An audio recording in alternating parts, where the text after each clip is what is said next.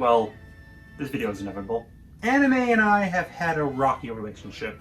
I didn't learn what it truly was for a long time, and once I did, I was also exposed to the anime fandom, which, yeah, not usually a pretty sight. So for a good, decade, I avoided anime. Various things put me off. Fan service, which I promise will be the only time I mention that in this video. A lot of shows looking samey, how a lot of notable series were on for so long that I have to pause my life to actually get into them, and just how I fell out of watching shows in general. I just kinda figured that I would never get into anime.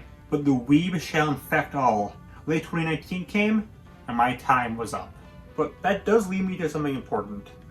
In the grand scheme of things, I'm just not well versed enough in anime to rank my overall 35 favorites. I can make a definitive list for Disney and CN shows, but anime isn't just a channel, it's an entire medium. While I have seen over 80 shows and kind of movies, so that's planned for later this year, yeah, that's not even a drop in the bucket of how many anime there are. Honestly, I didn't want to do a top anime video until I saw much more, but my friends kept harassing me to, and refused to watch anime videos unless they include anime, because they're garbage people, so yeah, we're doing it now. But these aren't ranked. I just picked 35 anime I wanted to talk about. Heck, I wouldn't even say these are my 35 favorites. These are just 35 that I think are cool and want to talk about. These are not ordered in the slightest. Please keep that in mind. Please do not yell at me for putting one show lower, since these rankings are completely arbitrary. Also, probably expect to see with this in the future. That's enough exposition. Let's finally see what Japan has to offer. Here are 35 anime that I'm a fan of. Anime swag, I'm flying like Goku. JoJo's Bizarre Adventure. Since I'm a lot of orderlies however I like, it makes sense to start with the most well-known one here. In a way, JoJo's was kind of my gateway anime, as I saw the first 2 parts back in 2017 before I really got into it. Then life happened and I just kind of fell out of it until last year. But hey, glad I'm back. As you all know, it's split into parts, with each part focusing on a different JoJo in a different part of the world. To go over the parts briefly, part 1 is the most grounded, but it's a good start. Part 2 is easily my favorite, and that comes down exclusively to how much I love Joseph. Also in the dub, he's voiced by the same guy as number 1 from K&D, and that's just really funny to me. Part 3 is definitely the most love or hate, but I really like it. The mini-bosses they meet to get the Dio are all really creative, and I love all the characters Jotaro meets up with. Though, yeah, it's pretty long. Part 3 is so close to my favorite. I love the smaller scale here, just these 3 goofballs hecking around, and it's got probably my favorite villain of the series. Part 5, I mean I like the fight scenes, they're probably the best of the series, but and just not super into this one. I still like it, it's not bad, it's just not my favorite. Part 6 started really meh, but as we learned more about Pucci, great villain by the way, and they left prison, yeah, I warmed up to it a lot. Here's your JoJo reference here. Cruella Magi Madoka Magica. I'll now take the time to tell you guys to look into the comments to find anyone who skipped intro and claiming that this is too low despite all the rankings being arbitrary. Feel free to call them all poopy heads. Madoka needs no introduction at this point. For something that was made to satirize the magical girl genre, it's more or less overtook Sailor Moon as the most well-known one. My thoughts on it were complicated when I first saw it. I fully knew the twist going in, but after watching, I'm not sure, I was just kind of underwhelmed, I guess. I must stress these are my initial thoughts. After mulling over and rewatching the series, yeah, I fully understand why it's so popular. They did a great job of leading into the twist without making it feel too out of nowhere or too predictable, which isn't an easy task. It's hard not to love how unbelievably pure Madoka is, and I know whenever I brought up the show in the past I bashed QB, but I must stress that it's just the meme. They're actually my favorite character. I love how they run the line of leading several children to their deaths, based, while in a weird way justifying it, in their mind at least. Plus they're a funny little scrimbo. I'd say watch it, but let's be honest, you already have.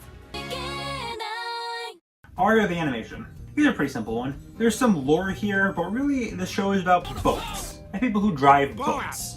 It's better than it sounds. There really isn't much to say here, just a really nice, calming show. I like anything related to water. Yes, in Inkling, I see the irony here. They say R 3 times per episode, and it's always used in a far more innocent context than the way the internet uses it.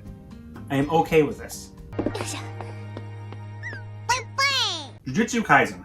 I went back and forth to even include this show since it's pretty new, but frick you, my video. Jujutsu Kaisen is one of the newest Shonen Jump series, and they finally reached their goth phase. While darker than most of their works, it still has what you love from them. Larger than life characters, the intricately thought out worlds, the amazing fight scenes, and of course, the stupid anime nonsense. Can't have enough of that stupid anime nonsense. Gojo is just like the coolest character ever created. I love him. If Megatron is a fan of it, then there's no reason you shouldn't be too. Wait!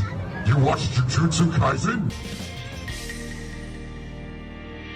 Neon Genesis Evangelion. Evangelion is the Breaking Bad of anime. They said it's this very serious world-changing series that's been actually ruined for me by memes. At least, that's what I was expecting going into it. Again, like Madoka, even going in knowing the twist, I came out loving it more than I expected. From it feeling like the most anime of all time, to slowly playing more of its hand and showing what it's really about, all while keeping me locked to my seat like a child forced to pilot a mech suit. Asuka, for example, I thought was extremely grating and annoying, but as the series went on and we learned more about her, she actually ended up as my favorite character. Not more than I can say, then, congratulations.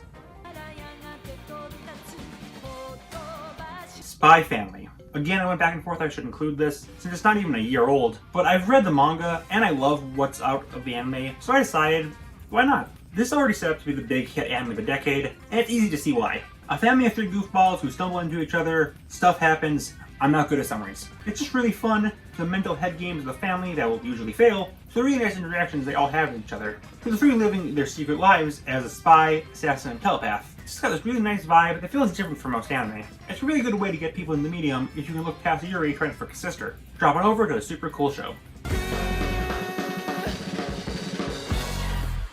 Code Geass. I was introduced to this the same way most people are nowadays. The British series. I didn't know what I was getting into based on that, but what I got was basically chess but with giant robots. A natural combination. Every character has watched every episode of Rick and Morty, and it's still fun to see all their mind games, which play out greatly with the fantastic animation. It's always so much fun to see whatever any character does, from the big war-ending stuff to the smaller things. Not to mention that Geasses are actually a pretty fun power mechanic. For the funny soup anime, it's way better than I expected.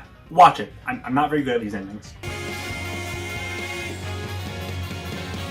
Higurashi. Are you ready for the shortest segment ever? It is physically impossible to talk about Higurashi without spoiling something, so I'm just not even gonna bother, and just say, it's good. Haven't read Umineko yet though. Soonish, maybe. I don't know. I have a life, sadly.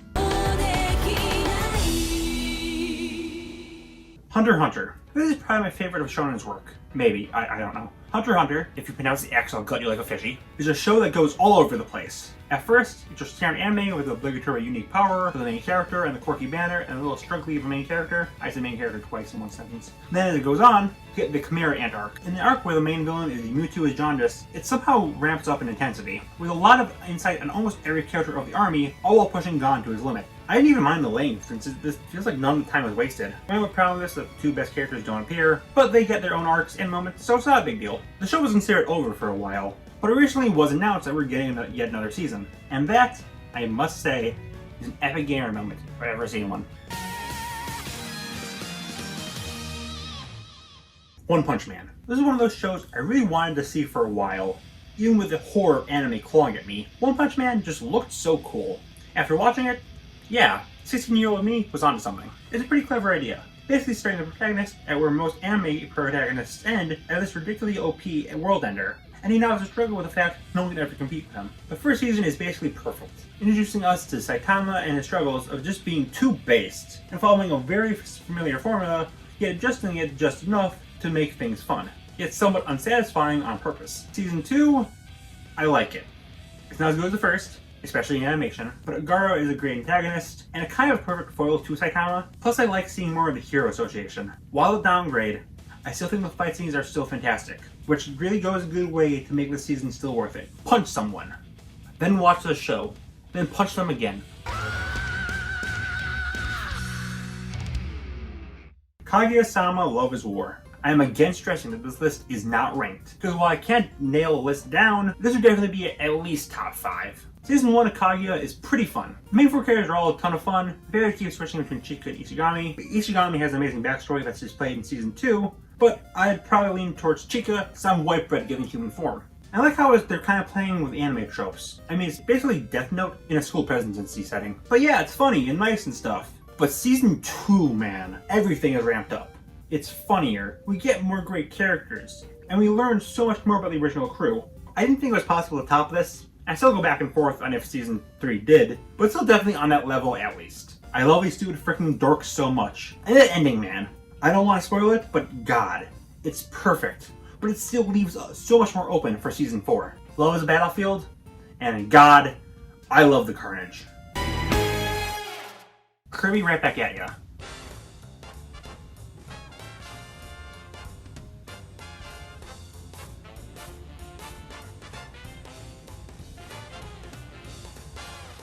right back at ya. Rascal is not being Bunny Girl Senpai. You know what I love?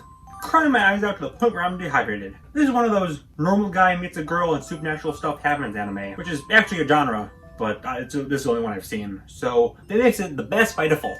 That's basically the premise of every arc. Main character meets a bunny girl, but because God was bored that day, something weird happens, usually with someone else's memory. Every single freaking time learns this false sense of security. Thinking that's gonna be the cute, funny, fluff episode. But then suddenly I'm RKO'd with the sad. Genuinely, I think I cried more at this than all the other shows on this list combined. Anyways, everything I've said is a lie. The title strip lied to me. The Rascal does in fact dream of Bunny Girl Senpai. False advertising!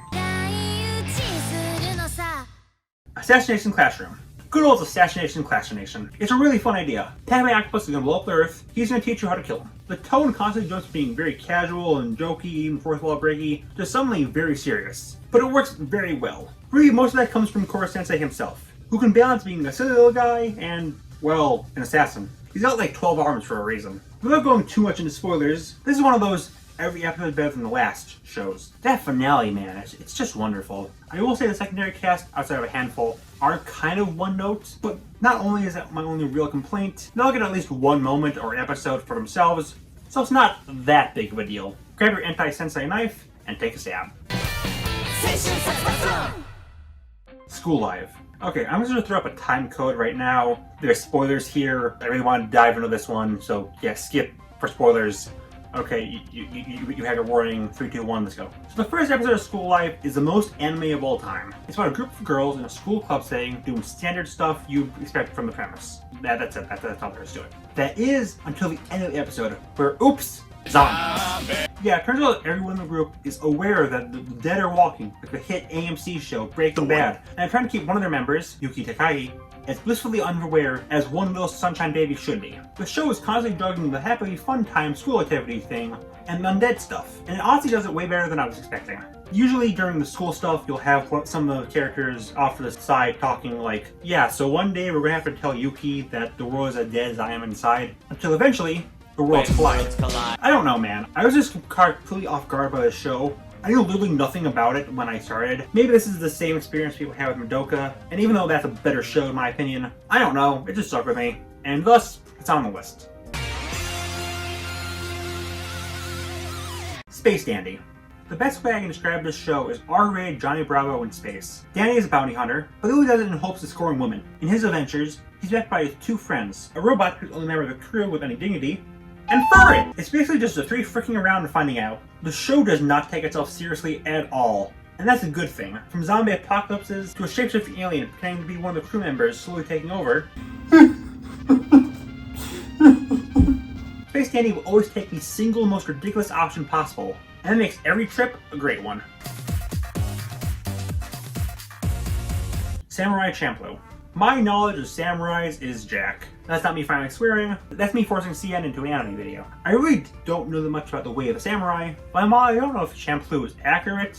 I mean, still a great watch. The show has a mix of classic samurai feel, plus modern hip-hop style in the music, and the dynamic fight scenes. It feels like it shouldn't work, but somehow it does. On top of that very unique feel, the show also benefits from the 3 main characters not really caring about each other at all, allowing the 3 to split up and have their own unique stories that really repeat characters besides them. So it's one of those shows that while you know the basic premise, you'll still never know what to expect. Yeah, that's really all I gotta say. Good show.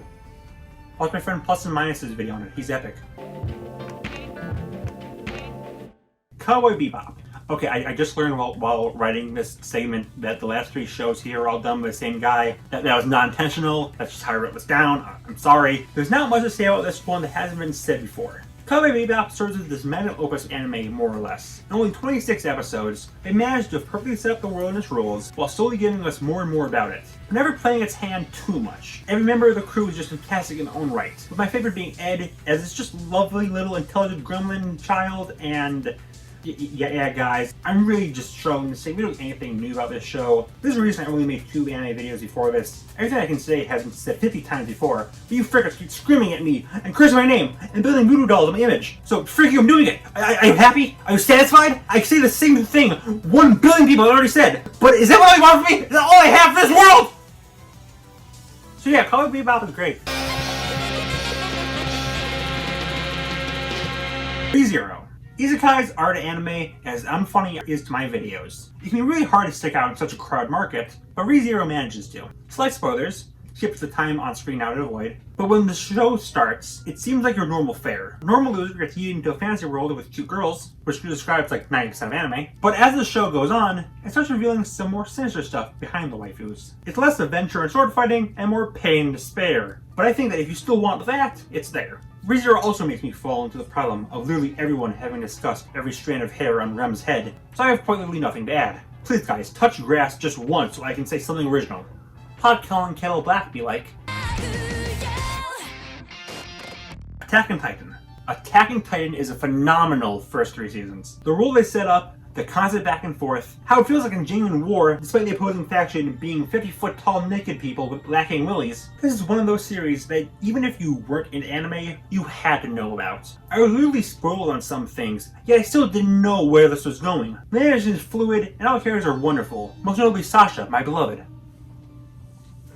So what happened with Season 4? Okay, Season 4 is not bad by any means. I must make that clear. It just feels so different compared to the first 3. It's like I understand some changes since there's a time skip, but we're focusing on a completely separate group of characters with whole different themes. It just feels like there should have been a season between this and 3. I don't dislike it, it's just different. I remember seeing a meme comparing the first 3 seasons to an amazingly drawn horse and the final to an amazingly drawn picture of a pigeon. That's a good comparison. Great, but not Attack on Titan. Still, even with a rocky final season, Attack on Titan stands as tall as Titans themselves among other anime. So put on your ODM gear and set off. Ascendance of the Bookworm. Picture this. You're dead. Bummer, I know, but you're given a second chance at life. That's pretty, gamer. What do? Easy. You heckin' read, son! In Bookworm, the only thing the main character wants to do is read. Even when reincarnated into mine in a primitive world where books are only for the highest members of society. So what does she do? Easy. Activate girl boss mode and make your own library. And then when that doesn't work, just become the government. It's so simple. I'm just gonna do that. Bookworm is just really cute. From the little frog smile that the character does, the doodle versions of the characters that pop up. While it gets more serious in the 3rd season, which is probably the best one so far, the main, as in most important, not the character, reason to watch it is the warm happy feeling that I get when it's in my general vicinity. Take a look. It's in a book. Not reading Rainbow though, it's Ascendance of the Bookworm. I mean, come on guys, I say the title of the show, the start of each statement for a reason. Death Note. Oh boy, another anime that's been talked about and analyzed to death. Goody. Okay, let me just fully activate robot mode. The constant 4D test is amazing. Lei is extremely charismatic despite being literally Satan. Ryuka is surprisingly hilarious. L is a great foil. The mind games between the two are fantastic. The series dropped in quality when L takes the L, but I still enjoyed it quite a lot. Willem Dafoe is only a good part of the Netflix film. Kakaku Means Plan, Potato Chip, Breaking Bad comparison, and scene. Smalley and the Forest Spirit. Big scary dude guides small child through their world while slowly bonding with them is a pretty popular trend nowadays, and this is one of those. However, while not my favorite, I mean my literal favorite film of all time is one of these, Smalley is definitely worth its salt. It takes place in a world full of magical creatures, while humanity is almost completely wiped out. One young girl named Smalley, though, happens upon a golem, who decides to dress her as a monster and get her back to her home. Oh, so Monsters Inc. is called knockoff All Real Monsters because both of them are about scaring people, yet doesn't copy its homework and get off scot-free? Kidding. They're really nothing alike. The golem had a limited amount of time to help Smalley since it's running out of power, so it's a fight against the clock, and Smalley being a small child who wants to interact with literally everything to get her back to safety. This is just so beautiful, I can't put it into words. And the bond between Smalley and the golem is just really adorable. Sadly, it seems like we're not getting a conclusion to this, but from what we have, I still recommend it. Durarara.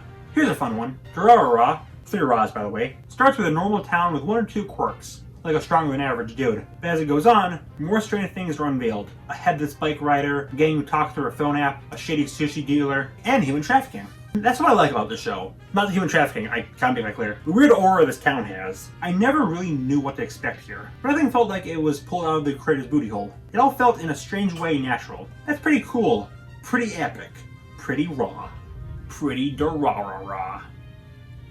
There's only 11 left, guys. Please just bear with me. Ping Pong the animation. On paper, this sounds like the lamest thing in history. I mean, it's literally a ping pong anime. What more needs to be said? Well, actually quite a lot. Ping pong is less of the focus and more of the backdrop to looking at the 4 upcoming prodigies and their thought processes and struggles. What really makes it stand out is the art style. The sketchy, almost crayon-esque drawings just make it stand out like no other anime before. This is a very short series, only 11 episodes. There's not much to say without diving into too deep. Grab a paddle and play ball. Steins Gate. Time travel stories are really interesting to me. There's so much you can do with the idea, but it's really easy to mess it up. This is definitely an example where it really works. This is a hard show to talk about without diving into spoilers, but I like the take on time travel. And the characters. My favorite is probably Sheena. The movie has an alternate ending to the series, which I feel like is pretty interesting. But again, I'm trying to dance around spoilers. I promise I'll talk more about anime in the future, guys. I know every segment is just me dodging plot points, like that one overused Matrix scene. I'm sorry! Kids on a Slope. Another short one is only 12 episodes, but another one that really touched me. It's about a student moving to a new school, and he starts up a jazz band with some other students. It's hard to pick the best aspect of this show. The music is as great as you'd expect from jazz music, all the characters are great, and again, without going into too much detail, episode 11 really spoke to me. Banned upon asking you to watch the show. Ranking Your Kings. I feel like everyone has one thing that I feel like was made specifically for them, and this is one for me. From the bright and color art style, to Boji being so unbelievably pure, it's fantastic. Also fantastic is that, besides Boji, it's really hard to get a good read on the morality of all the characters. Like Queen Hilding. Is she truly a good mother, or is she just a reckless controlling queen? The answer is good mother. She's like the best mom in anime. Also, is it me, or she look a lot like Pearl? But Brody's brother and dad are the same as, like, everyone else. It's a fun medieval backdrop with a really fun ongoing story that I was never able to predict. If me saying this felt like it was made for me is enough praise, then, like, what else can I say? Blarthing Boodles. I can say Blarthing Boodles. Violet Evergarden. Gosh freaking dang it, Stripe. Stop picking shows everyone's already praised and hold in high regard for very good reason due to its beauty and deep characters. Can you tell this is me trying to cleverly say praise in a new way? Violet is a former child soldier who lost both her arms and is now trying to find meaning after the war ends. I kinda don't want to make any jokes here. It just doesn't feel right. Go watch the show. Next statement? Yeah, next statement.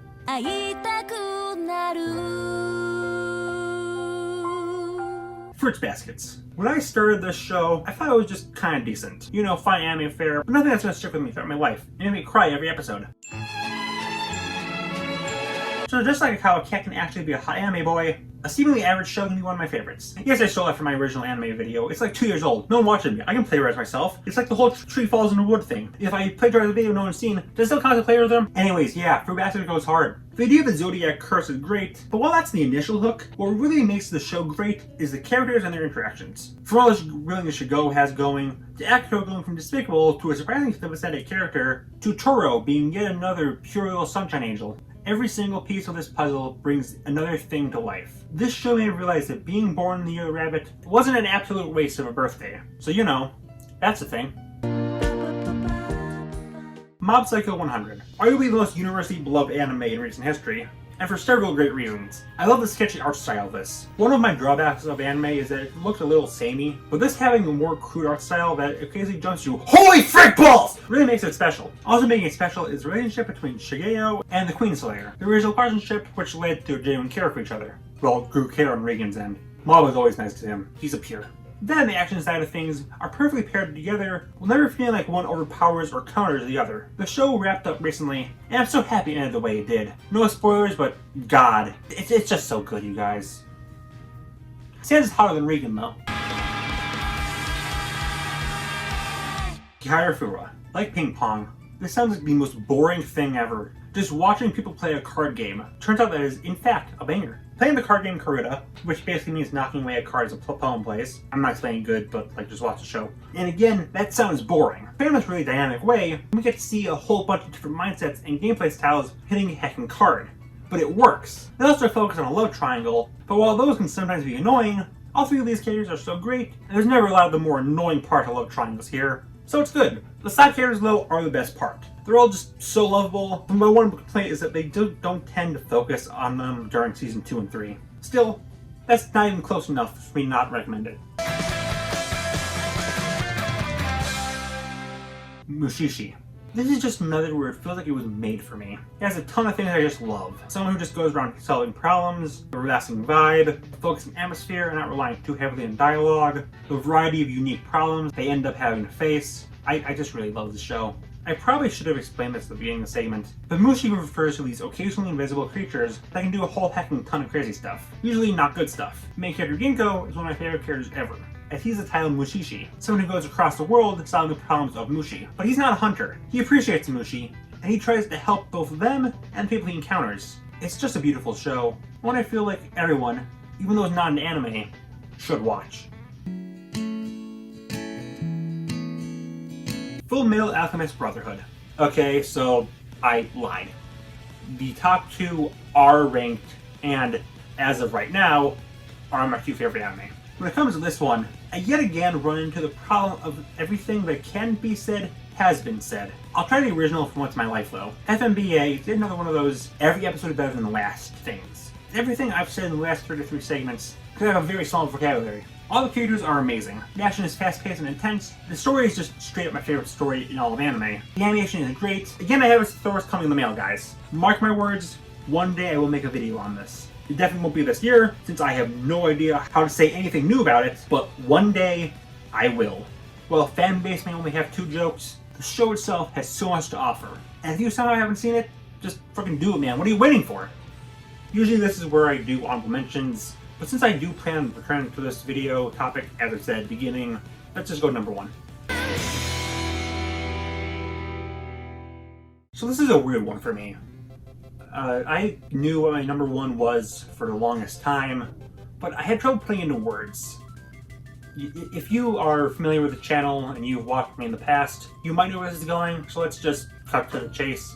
My number 1 favorite anime of all time is Hitori Bochi. Now, if you're new here, you might not even know what this show is, which is fine. I've never seen any other channel bring this up, or anyone really talk about it. Heck, it's especially buried now, and there's a far more popular anime about another character named Bochi, which is also great, and it would have been on this list if I saw it before I wrote this, but I didn't, so sorry. But what about the show itself sticks with you? Well, again, I'll probably make a video on the future. This is actually a highest script for the future. I wrote this script like freaking 2 weeks ago, 2 months ago. I actually wrote a video fully written on Bochi. So, yeah,